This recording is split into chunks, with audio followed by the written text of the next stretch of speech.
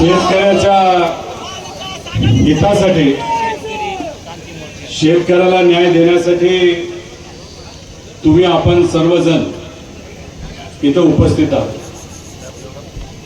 आज तुम्हाला ताकद देण्यासाठी आवर्जून रस्त्यावर उतरण्यासाठी, रखरखत्या उन्हामध्ये ज्या पद्धतीने शेतकरी कष्ट करतो तसंच आमच्या शेतकऱ्याचं प्रतिनिधित्व करण्यासाठी इथं विविध पक्षांचे नेते, आदरणीय पवार साहेबांच्या मार्गदर्शनाखाली आमचा जो पक्ष चालतो त्या पक्षाचे प्रदेश अध्यक्ष शशिकांतजी शिंदे साहेब, काँग्रेस हा जो देशातला एक प्रमुख विरोधी पक्ष आहे त्याचे राज्याचे प्रदेश अध्यक्ष सपकाळ साहेब व आक्रमक भूमिकेसाठी प्रसिद्ध साहेब असतील. आत्ताच आपल्या सर्वांना बगरे साहेबांनी मार्गदर्शन केलं, बच्चाव ताईंनी मार्गदर्शन केलं, खासदार वजेभाऊ या ठिकाणी आहेत, सीपीएमचे काही कार्यकर्ते आहेत, पदाधिकारी आहेत, शेतकरी संघटनेचे पण लोक या ठिकाणी आलेले आहेत. मी भाषण करणार नाही, मला फक्त तुम्हाला सर्वांना काही प्रश्न विचारायचे. आता कांद्याचे भाव काय? 500 ते 5 रुपये ते 6 रुपये किलो आहे का नाही? हात वर करून सांगा. असेल तर हो म्हणायचा, हात वर करा. आहे का? बर, 5 ते 6 रुपये मध्ये तुम्हाला परवडतं का? आपल्याला उत्पादक खर्च किती येतो? 18 ते 20 रुपये येतो का नाही येत? त्याच्याच बरोबर गेल्या 3-4 महिन्यापूर्वी जो काही अवकाळी पाऊस आला आणि त्याच्यामध्ये गारपीट झाली, त्याच्यामध्ये आपलं नुकसान झालं का नाही झालं? जो रब्बी कांदा बरेच दिवस टिकू शकतो, पण पाऊस आल्यामुळे आणि गारपीट झाल्यामुळे आज तो टिकू शकतो का? उत्पादकता कमी झाली का नाही झाली? मग आज जेव्हा तुम्ही व्यापाऱ्याकडे जाता, मार्केट कमिटीकडे जाता, जेव्हा 4 रुपये 5 रुपये तुमच्या हातामध्ये मिळत असतात, तेव्हा येण्या जाण्याचा तरी खर्च निघतो का? मग मला तुम्ही सांगा, जर मोठे मोठे नेते जर टीव्हीवर आणि इतर ठिकाणी जर सांगत असतील येणाऱ्या काळामध्ये पाऊस कमी होऊ शकतो, मग येणाऱ्या वर्षीचं पीक तुमच्या हातामध्ये येणार का? जर येणारं पीक तुमच्या हातामध्ये येणार नसेल आणि आहे त्या पिकाला तुम्हाला भाव मिळणार नसेल तर अख्खं वर्ष तुम्ही जगू कसं शकता? हा प्रश्न आपल्या सर्वांच्या मनामध्ये आहे का नाही? आता 18 तारखेच्या आधी पवार साहेबांनी आम्हा सगळ्यांना सांगितलं, उद्धव ठाकरे साहेबांनी त्यांच्या पक्षाला सांगितलं, काँग्रेसच्या नेत्यांनी त्यांच्या पक्षाला सांगितलं, लोकांसाठी रस्त्यावर उतरावं लागेल.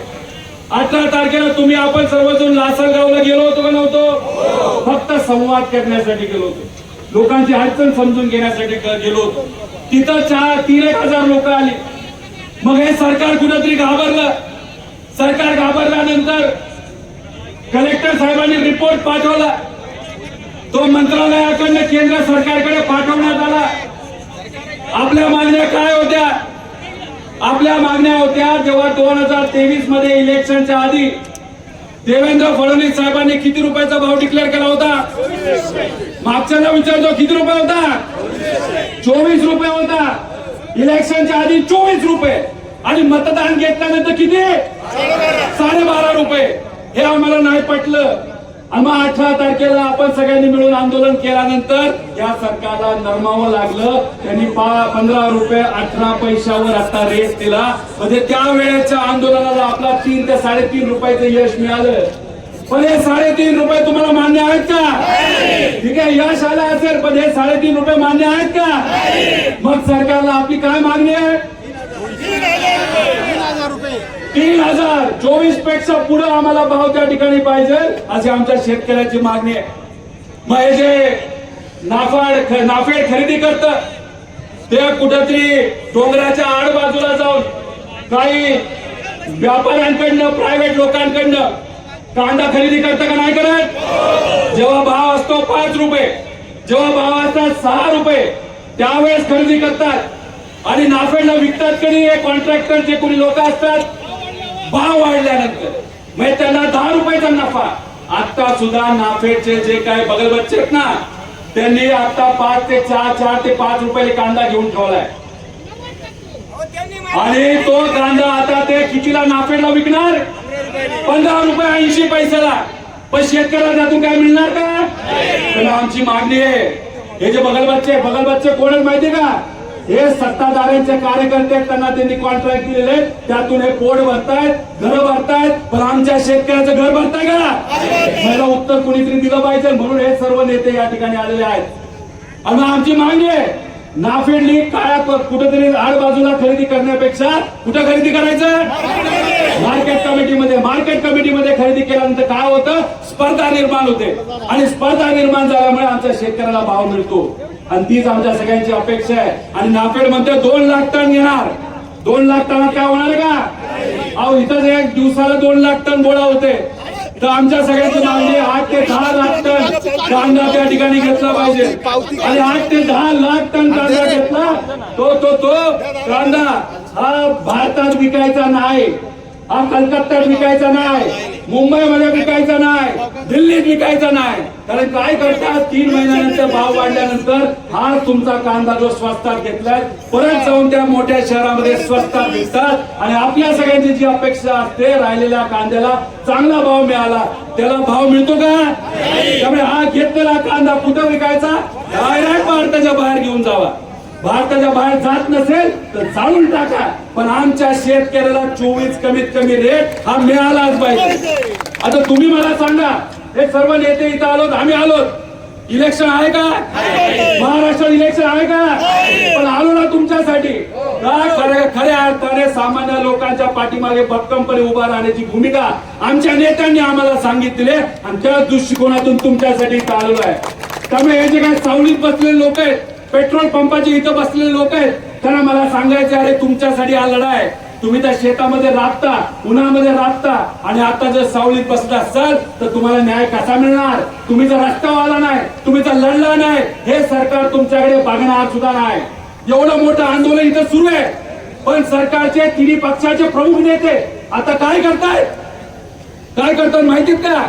आता MLCचं इलेक्शन आहे, कोणाला कुठलं तिकीट द्यायचं, कोणाला कुठं बसवायचं, घोडे बाजार कसा करायचा, नगरसेवक किती रुपयाला विकत घ्यायचे, जिल्हा परिषद सदस्य किती रुपयाला विकत घ्यायचे, अशी चर्चा मुंबईमध्ये तिथं चालू आहे.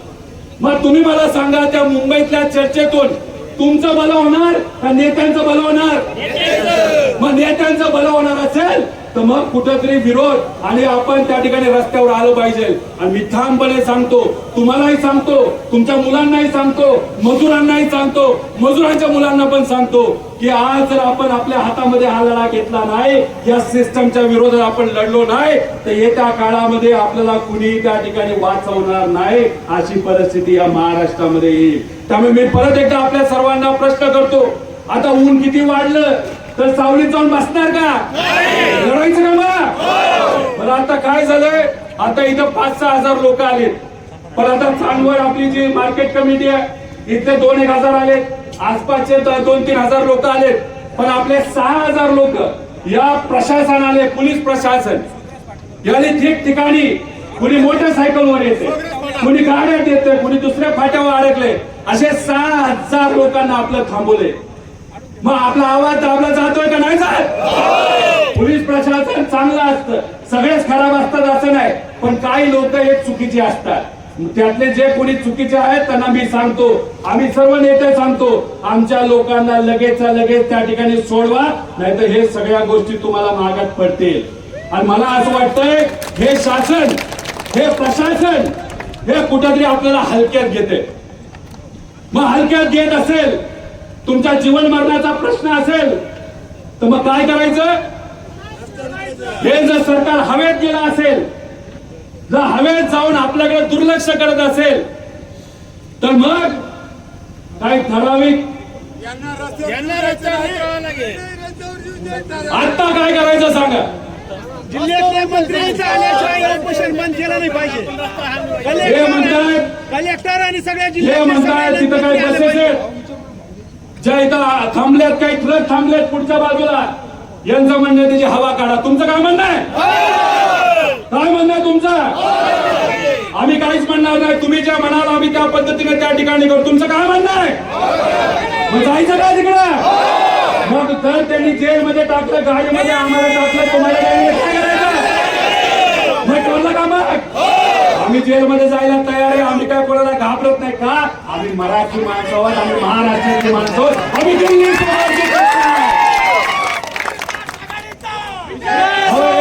दीड सारी लोक आहेत.